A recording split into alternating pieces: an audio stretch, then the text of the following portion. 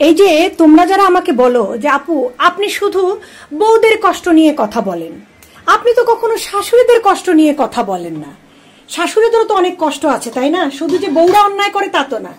তো বন্ধুরা, আজকে আমি তোমাদেরকে শাশুড়িদের একটা খুবই বড় কষ্ট নিয়ে কথা বলবো, ঠিক আছে? শাশুড়িদের যে মনে কি কষ্ট, বিশাল বড় কষ্ট, সবচেয়ে বড় কষ্ট নিয়ে কথা বলবো। আর সেটা হচ্ছে শাশুড়িরা সব সময় মনে এই কষ্টে ভোগে, শাশুড়ি যখন বউ ছিল, আমাদের শাশুড়িরা যখন বউ ছিল, তখন আমাদের শাশুড়িরা মানে যে পরিমাণের কষ্ট আমাদের শাশুড়িকে দিয়েছে, ঠিক আছে, সেই পরিমাণের কষ্ট বা সেই পরিমাণের দুঃখগুলো আমরা কেন পাইলাম না?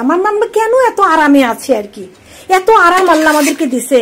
তখনকার শাশুড়িদের হাতে মোবাইল ছিল না, তারপরে হচ্ছে ফেসবুক ছিল না, তারপরে ইনস্টাগ্রাম ছিল না, টিকটক ছিল না, কিচ্ছু ছিল না, একমাত্র টিভি একটা বিনোদন ছিল। তাও মনে হয় তাদের শাশুড়িরা তাদেরকে দেখতে দেয়নি।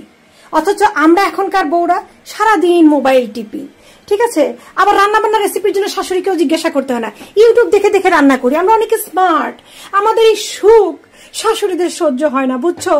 মানে এটাই হচ্ছে শাশুড়িদের সবচেয়ে বড় কষ্ট। কেন? তারা যে কষ্ট করছে আমরা কেন সেই কষ্ট পাইলাম না? বোঝা গেছে? কথা ক্লিয়ার?